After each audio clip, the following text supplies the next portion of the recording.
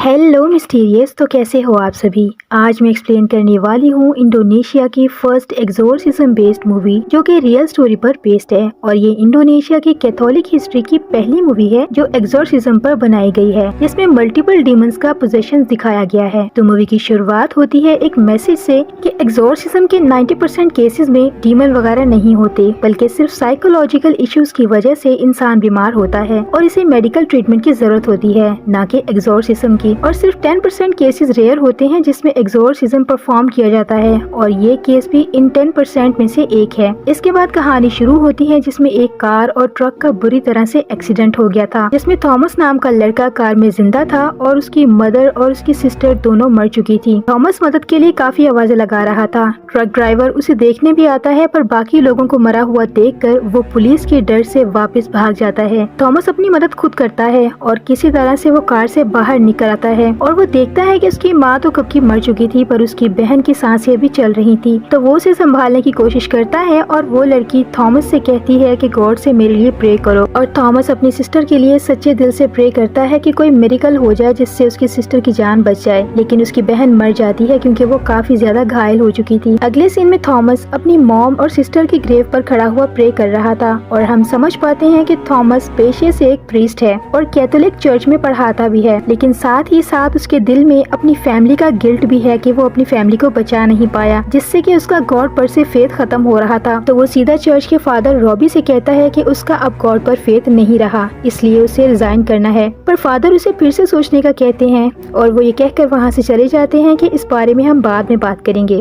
खैर, उसके बाद वो चर्च आते हैं जहाँ हम माया को देखते हैं जो कि एक विडो है और वो अपने बॉयफ्रेंड डेनिस के साथ वहाँ पर आई हुई थी। और माया की बेटी है कायला जो अपनी फ्रेंड शीला के साथ लंच कर रही थी। तभी माया उसे कॉल करती है, पर काया जानबूझकर फोन नहीं उठाती, जिसे शीला भी नोट करती है और वो पूछती है कि तुम अपनी मॉम का फोन क्यों नहीं उठा रही। जिस पर कायला बताती है कि उसे अपनी मॉम से बात करते हुए चिढ़ होती है क्योंकि उनका एक बॉयफ्रेंड है जो कि एक प्ले बॉय है और वो एक घटिया किस्म का आदमी है, पर मॉम उसे छोड़ने को तैयार ही नहीं। उसके झूठे प्यार में अंधी हो गई है, हालांकि वो और भी लड़कियों के साथ रिलेशन में है और मॉम को धोखा दे रहा है। पर शीला पूछती है कि क्या तुमने अपनी मॉम को नहीं बताया इस बारे में, तो वो कहती है कि हाँ बताया था, पर वो मेरी मानती ही नहीं, वो सिर्फ मेरे डैड की मानती थी, पर अब वो इस दुनिया में नहीं है। तो शीला उसे एक आइडिया देती है कि ठीक है, तुम अपने डैड के स्पिरिट से बात करो और उससे हेल्प मांगो कि वो तुम्हारी मॉम को इस आदमी से अलग कर दे। और इसके लिए वो कायला को जुलाई कोंग रिचुअल करने का कहती है और ये खतरनाक फेमस रिचुअल था जिसमें वीजा बोर्ड की तरह ही एक डॉल के थ्रू स्पिरिट्स को समन किया जाता है। लेकिन कायला इस रिचुअल को करने से मना कर देती है कि कुछ गलत ना हो जाए और हम कोई और रास्ता ढूंढेंगे। इधर माया को डेनिस प्रपोज कर देता है और माया भी हाँ बोल देती है। इधर शीला और कायला प्लान कर रहे थे कि हम डेनिस को रंगे हाथों पकड़कर उसके खिलाफ सबूत इकट्ठा करेंगे और उसे माया को दिखाएंगे, जिससे वो उसे छोड़ देगी। पर तभी उनकी बातों के दौरान ही उसे अपनी मॉम का मैसेज आता है जिसमें माया ने अपनी रिंग वाली फोटो भेजी हुई थी, जिसे देखकर कायला को बहुत गुस्सा आता है और वो अपना मन बदल लेती है और वो शीला से जलाइकोंग रिचुअल करने का कहती है और वो दोनों रात में कब्रिस्तान जाती हैं। पर कायला डर रही थी कि कहीं कुछ गड़बड़ ना हो जाए, जिस पर शीला उसे समझाती है कि कुछ भी नहीं होगा। और फिर वो दोनों कायला के डैड की ग्रेव के पास जाकर शीला अपने बैग से एक डॉल निकालती है जिसे शीला ने खुद ही बनाया था, क्योंकि इस रिचुअल के लिए उस इंसान की डॉल को खुद से बनाना पड़ता है जिसकी स्पिरिट से कांटेक्ट करना होता है। खैर, दोनों लड़कियां डॉल को पकड़कर एन्चेंटिंग करने लगती हैं, पर कुछ भी नहीं होता। तो वो दोबारा ट्राई करती हैं और तभी वो डॉल अचानक से मूव करने लगती है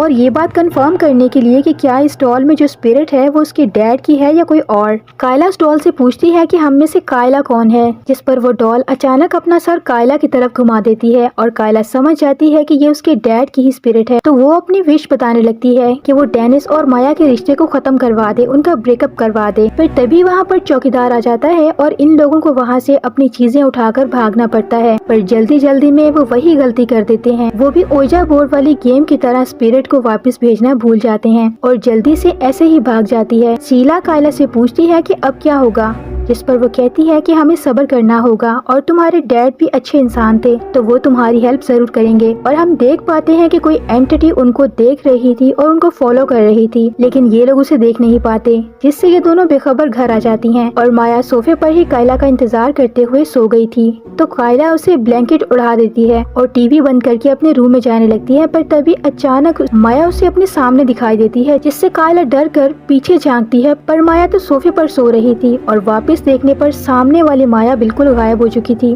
वहाँ अब कोई भी नहीं था, जिससे कायला बहुत डर जाती है और वो दरवाजा खोल कर देखती है तो उसकी मॉम ऊपर ही आ रही थी। तो कायला डरकर दरवाजा लॉक कर लेती है। अगले दिन कॉलेज जाते वक्त वो अपनी मॉम को फोन पर बात करते हुए सुनती है और वो कह रही थी कि वो डेनिस से बहुत नाराज है और वो उससे ब्रेकअप करना चाहती है। और कायला उसकी बातें सुनकर बहुत खुश थी कि उनका रिचुअल कामयाब हो गया और वो अपने डैड के स्पिरिट को थैंक यू बोलकर उस डॉल को डस्टबिन में फेंककर कॉलेज चली जाती है। और हम देख पाते हैं कि अभी भी वो डॉल पोजेस थी, यानी वो अपनी मुंडी घुमाकर कायला को ही देख रही थी, जिसका मतलब ये था कि अब ये लोग बहुत मुश्किल में पड़ने वाले हैं। खैर कॉलेज में कायला शीला को बताती है कि हमारा रिचुअल कामयाब रहा, मॉम और डेनिस का ब्रेकअप हो गया है और वो काफी खुश है। पर शीला कुछ खास रिएक्ट नहीं करती और वो शक्ल से काफी बीमार भी लग रही थी। कायला उसके गर्दन पर एक अजीब सा मार्क भी नोट करती है जो पहले नहीं था। तो कायला उससे पूछती है कि तुम ठीक तो हो? तो शीला कहती है कि मैं ठीक हूँ। खैर कॉलेज के बाद जब कायला घर आती है तो वो देखती है कि माया और डेनिस अभी भी एक साथ थे और वो ये देखकर फिर से डिसअपॉइंट हो जाती है और अपने रूम में जाकर रोने लगती है। और वो अपने दिल ही दिल में बातें कर रही थी कि डैड ये क्या है, मॉम अभी भी उस आदमी के साथ क्यों है, प्लीज उनको अलग कर दें। और अचानक वो उस डॉल को फिर से अपने रूम में देखकर शॉक हो जाती है, क्योंकि उसने तो उसे डस्टबिन में फेंक दिया था, लेकिन फिर भी वो डरते डरते फिर से उस डॉल को उठाकर डस्टबिन में डाल देती है।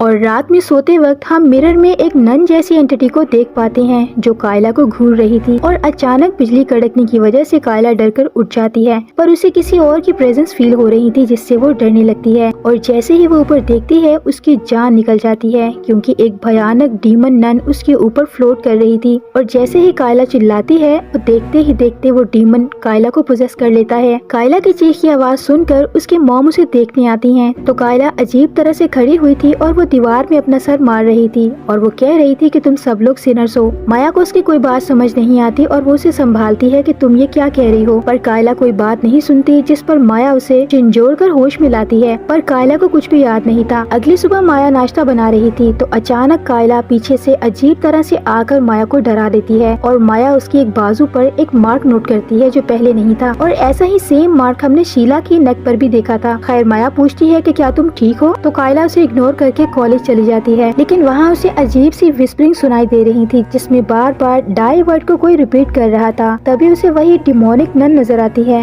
और कोई भी उसे देख नहीं पा रहा था और वो नन अचानक से गायब हो जाती है। और क्लास में उसे एक शॉकिंग बात पता चलती है कि कल रात को उसकी दोस्त शीला खुद को फांसी लगाकर मर चुकी है। तो सब लोग शीला के बारे में कायला से पूछने लगते हैं कि वो दोनों तो काफी क्लोज फ्रेंड थी। और थॉमस पूछता है कि अगर तुम्हें कुछ भी पता है कि आखिर शीला ने खुद को फांसी क्यों लगाई तो वो हमें बता दो। लेकिन कायला काफी दुखी थी और वो रोते हुए बताती है कि उसे कुछ भी मालूम नहीं, और ये कहकर वो फिर से रोने लगती है। तो सिस्टर इंदा उसे संभालती है और थॉमस और सिस्टर इंदा उसे घर छोड़ने के लिए जाते हैं। पर रास्ते में ही कायला पोजेस होकर फिर से अजीब तरह से गुनगुनाते हुए जोर जोर से हंसने लगती है और थॉमस उससे पूछता है कि क्या तुम ठीक हो, पर कायला कोई जवाब नहीं देती और उल्टा वो हंसते हंसते अपना सर विंडो से मारकर विंडो का ग्लास तोड़ देती है, जिससे थॉमस जल्दी से उसे संभालता है। कायला डिमोनिक वॉइस में लैटिन लैंग्वेज में बात करने लगती है, जिसका मतलब ये था कि तुम्हारा गॉड भी अब कायला को नहीं बचा पाएगा। और फिर वो जोर जोर से हंसने लगती है और अचानक वो बेहोश हो जाती है। अगले सीन में थॉमस ये सब फादर रॉबी को बता रहा था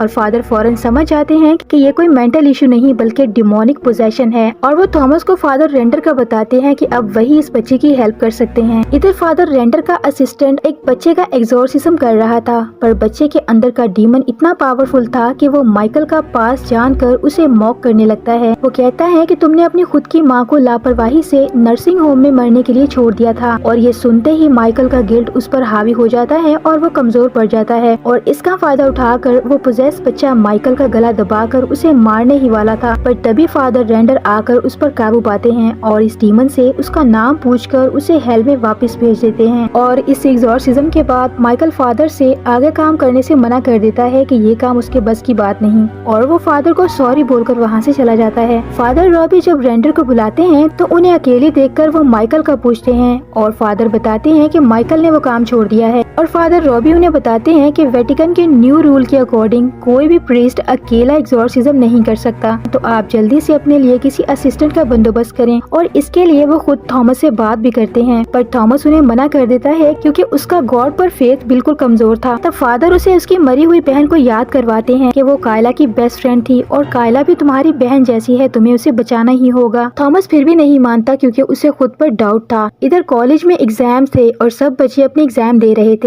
पर कायला अपनी शीट पर उस डीमन नन की स्केच बना रही थी और वो गुनगुना रही थी। तभी टीचर उसे चुप रहने का कहती है, जिससे कायला गुस्सा होकर अपना पेन अपने ही हाथ पर स्टैब करने लगती है और वो पागलों की तरह हंस रही थी। और फादर थॉमस आकर उसे संभालते हैं, पर कायला फादर थॉमस को गालियां देने लगती है और फिर वो बेहोश हो जाती है। और जब उसे होश आता है तो वो खुद को सिनर कहकर कोसने लगती है कि शीला की जगह उसे मर जाना चाहिए था क्योंकि ये सब उसी से शुरू हुआ था। और फिर थॉमस के पूछने पर कायला जलाएकोंग रिचुअल वाली सारी बात बताने लगती है, पर तभी वहाँ पर सिस्टर इंदा आकर उन्हें इंटरप्ट करती है। सिस्टर इंदा उन्हें बताती है कि कायला की मॉम आई है और उन्हें प्रिंसिपल के ऑफिस में आना है। फिर प्रिंसिपल के ऑफिस में प्रिंसिपल माया को क्लास की वीडियो दिखाती है जिसमें कायला अपने हाथ पर पेन से बार बार स्टैब कर रही थी और वो डीमन नन की स्केच भी, जिस पर माया कहती है कि कायला ने अभी हाल ही में अपनी बेस्ट फ्रेंड को खोया है। पर प्रिंसिपल उनसे कहती है कि कायला को किसी साइकोलॉजिकल या फिर किसी प्रीस्ट को दिखाएं, यानी वो इनडायरेक्टली एग्जॉर्सिज्म वगैरह सजेस्ट कर रही थी।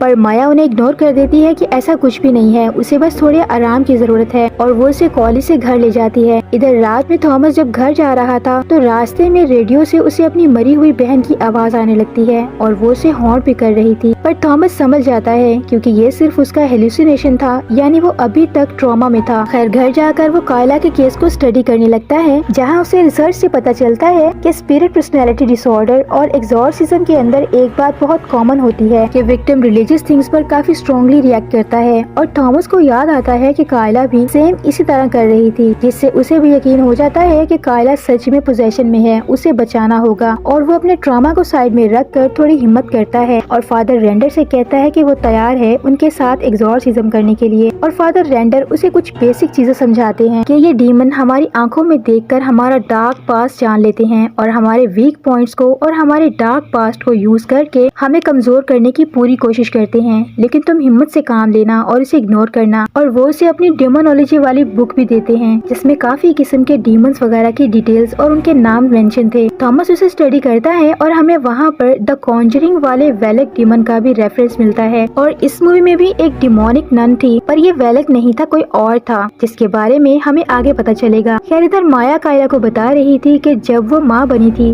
तब वो इस चीज के लिए रेडी नहीं थी क्योंकि वो काफी यंग थी, लेकिन उसके बावजूद वो आज तक एक अच्छी माँ बनने की कोशिश करती आई है। और वो कायला से सॉरी भी करती है क्योंकि उनके बीच का कम्युनिकेशन ठीक नहीं था। और वो कायला से कहती है कि अगर कोई भी बात है जिससे तुम परेशान हो तो तुम मुझे बताओ, मैं तुम्हारी मॉम हूँ। और कायला बताने लगती है कि वो शीला के साथ कब्रिस्तान गई थी और तब से ही ये सब चीजें शुरू हो गई हैं।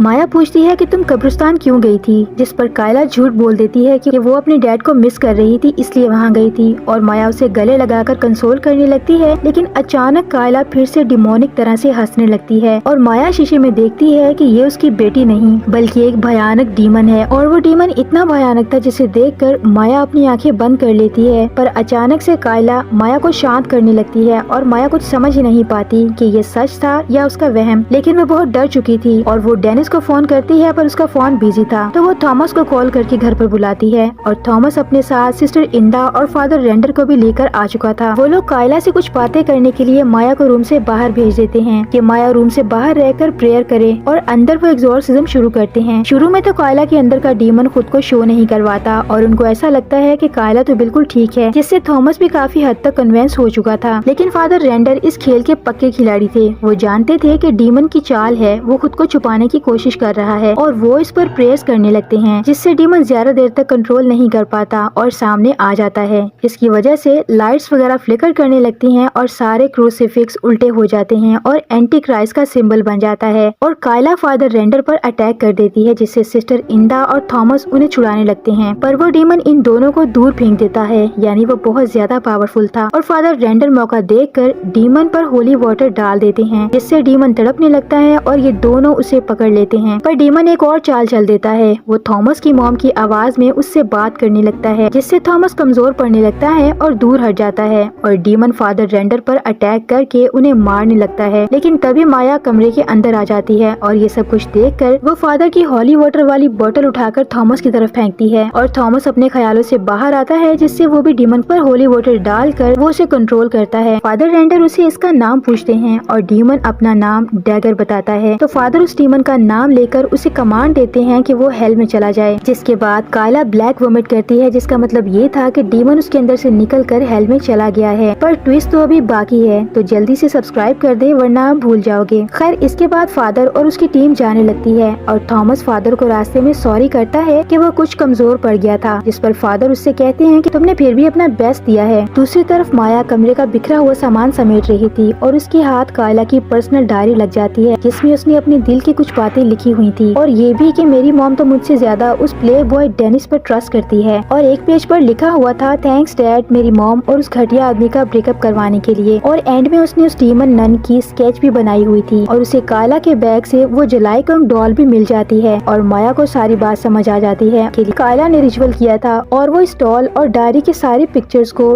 डेनिस को सेंड कर देती है। यानी यहाँ कायला भी एक तरह से सही थी कि माया डेनिस पर ब्लाइंडली ट्रस्ट करती है, तभी तो उसने ये सारी बातें डेनिस को बता दी। खैर, अगले सीन में फादर रूबी थॉमस को बता रहे थे कि फादर रेंडर बहुत बूढ़े हो चुके हैं और उन्हें अब कोई ऐसा चाहिए जो उनकी जगह ले सके, और वो थॉमस को इसके लिए अप्रोच भी करते हैं, लेकिन वो मना कर देता है कि मैं भी इस काबिल नहीं हूँ, मेरी फेथ इतनी स्ट्रांग नहीं। खैर, इसके बाद कायला को दिखाते हैं जो सो रही थी और रात के 3 बज रहे थे, यानी डेविल आवर शुरू हो चुका था और कायला माया के पास आती है और अजीब सी हरकतें करने लगती है। अगली सुबह डेनिस घर पर आता है और वो कायला को देखते ही गुस्से से उसे मारने लगता है, तो माया आकर उसे छुड़वाती है और कहती है कि ये क्या तरीका है, हमारे बीच ये तय हुआ था कि हम उसे प्यार से समझाएंगे। लेकिन मौके का फायदा उठाकर कायला कहती है कि देखा मॉम, ये कितना गंदा इंसान है, इसीलिए मैं आपसे कहती हूँ कि आप इसे छोड़ दें। और ये सुनकर डेनिस फिर से कायला का गला पकड़कर उसे मारने लगता है, लेकिन माया उसे स्टन गन से दूर फेंक देती है और वो माया से भी चिढ़कर उसे गालियाँ देता हुआ वहाँ से चला जाता है। लेकिन शाम में वो फिर से माया को कॉल करता है, शायद से सॉरी बोलने के लिए, पर माया उसका असल चेहरा देख चुकी थी, तो वो उसका फोन नहीं उठाती और अपनी रिंग उतार देती है, जिसका साफ मतलब ये था कि अब वो ब्रेकअप करेगी। वो उस टाइम काफी दुखी थी, तो वो चर्च जाती है, जहाँ वो फादर रेंडर के सामने कन्फेस करती है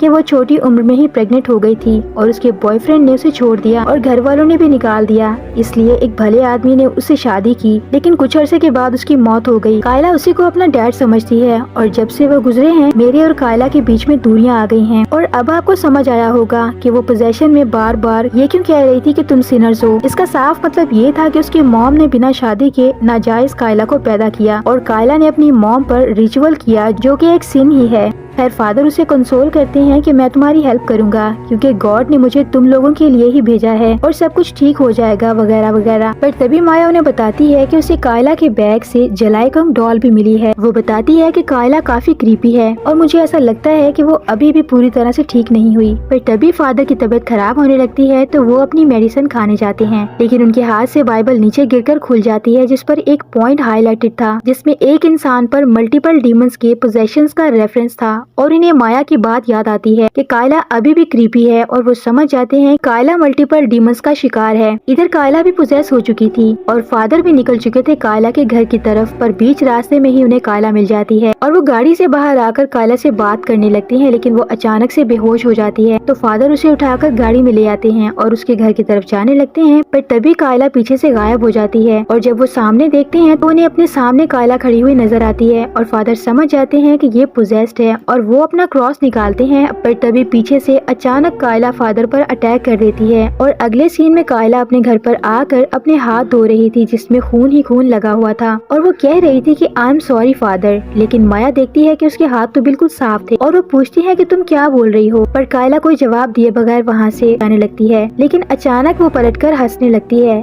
और इससे पहले कि माया कुछ समझ पाती, डीमन माया पर हमला कर देता है। इधर दूसरी तरफ फादर रेंडर की जान बच गई थी और वो थॉमस को बुलाकर बताते हैं कि कायला मल्टीपल डीमंस का शिकार है क्योंकि उसने जलाइकुंग रिचुअल किया था और अब माया और कायला दोनों की जान खतरे में थी। थॉमस कहता है कि वो उनकी हेल्प करना चाहता है पर वो अकेला ये काम नहीं कर सकता क्योंकि वेटिकन रूल के अकॉर्डिंग एक शख्स अकेला एक्सोर्सिज्म नहीं कर सकता। पर फादर उससे कहते हैं कि ये वक्त रूल्स को फॉलो करने का नहीं है क्योंकि 2 जिंदगियां खतरे में हैं। तो फादर रूबी उसे परमिशन देते हैं कि तुम जाओ और मैं बाद में बिशप से बात कर लूंगा। तो थॉमस अकेला अपनी तैयारी करके वहाँ से निकल जाता है। इधर माया को कायला ने पकड़ रखा था और जैसे ही माया होश में आती है तो वो उस पर चाकू से हमला कर देती है, लेकिन चाकू माया के हाथ के आर पार हो जाता है। माया उसे रोकने की काफी कोशिश कर रही थी पर जब कायला को होश नहीं आती तो माया उसे लात मारकर दूर फेंक देती है जिससे कायला बेहोश हो जाती है और माया भागने की बजाय क्लोजेट में ही छुप जाती है और कायला को भी होश आ जाता है और जल्दी ही उसे पता चल जाता है कि माया क्लोजेट में ही छुपी है। वो क्लोजेट के बाहर से ही अपना चाकू स्टैब करने लगती है और थॉमस भी वहाँ पर आ चुका था जो उसे रोकता है पर वो उस पर भी अटैक करने लगती है। तो थॉमस घंटी बजाकर उसे कंट्रोल करता है और वो बॉक्स से अपना क्रूसीफिक्स निकालने लगता है पर कायला मौका देखकर खिड़की से बाहर उनको चिढ़ाते हुए कूद जाती है। ये दोनों से बाहर देखने के लिए जाते हैं पर कायला उन्हें नहीं मिलती क्योंकि वो तो पूल में छुपी हुई थी और अचानक वो खुद से ही आहिस्ता आहिस्ता पानी से बाहर निकलकर हवा में फ्लोट करने लगती है और वो एक क्रीपी स्माइल करती है जिससे थॉमस प्रेयर्स पढ़ने लगता है। लेकिन डीमन उसे भटकाता है कि क्या तुम अभी भी उस गॉड को मानते हो जिसने तुम्हारी माँ और बहन को मरने दिया, उनकी हेल्प नहीं की। लेकिन थॉमस उसकी बातों में नहीं आता और डीमन उसकी मॉम का रूप ले लेता है जिससे थॉमस डिस्ट्रैक्ट हो जाता है और डीमन थॉमस को गले से पकड़कर उठा लेता है और उसका क्रूसीफिक्स भी काम नहीं आता क्योंकि क्रॉस भी तभी काम करता है जब उसकी फेथ मजबूत हो, जिसकी वजह से उसके क्रूसीफिक्स का डीमन पर कोई असर नहीं हो रहा था जिससे डीमन उसका क्रूसीफिक्स छीन कर उसे दूर फेंक देता है और डीमन माया के पास आने लगता है। तो माया उससे रिक्वेस्ट करती है कि वो उसकी जान ले ले लेकिन उसकी बेटी को छोड़ दे। तो डीमन उससे कहता है कि अगर तुम अपनी बेटी को बचाना चाहती हो तो इस क्रॉस से अपनी जान ले लो, तो मैं कायला को छोड़कर चला जाऊंगा। और माया मान भी जाती है और वो खुद को मारने ही वाली थी कि तभी कायला अपने अंदर के डीमन पर काबू पाकर अपनी मॉम को रोकती है कि वो ऐसा ना करे। यानी उन दोनों का बॉन्ड इतना स्ट्रॉन्ग था जिसकी वजह से कायला ने अपने अंदर के डीमन पर काबू पा लिया था। इधर थॉमस भी उठने की कोशिश कर रहा था और उसे अपने पास की एक याद आती है कि जब वो प्रीस्ट बना था तो उसकी फैमिली कितना प्राउड फील कर रही थी और वो सब कितने खुश थे और उसकी बहन ने उसे क्रॉस वाला एक पेंडेंट भी दिया था जो आज भी उसके गले में था और वो इसे चूम कर पूरी फेथ के साथ उठ जाता है कि गॉड मेरे साथ है और वो पेंडेंट वो डीमन के माथे पर लगा देता है और वो डीमन तड़पने लगता है क्योंकि उसका फेथ बहुत स्ट्रॉन्ग हो चुका था। तो थॉमस डीमन से उसका नाम पूछता है और काफी कोशिश के बाद डीमन अपना नाम ज़बाबेल बताता है। थॉमस उसका नाम ज़बाबेल लेकर उससे कमांड देता है कि वो अभी और इसी वक्त इस बच्ची को छोड़कर वापस हेल में चला जाए, जिससे कायला को फिर से ब्लैक वोमिट होती है और कायला बिल्कुल नॉर्मल हो जाती है। इसके बाद अगले दिन थॉमस फादर रेंडर से मिलता है और उन्हें सारी कहानी बताकर कहता है कि मुझे मेरी जिंदगी का मकसद समझ आ गया है और अब मैं लोगों की सेवा में ही अपनी जिंदगी गुजारूंगा। और वो फादर रेंडर का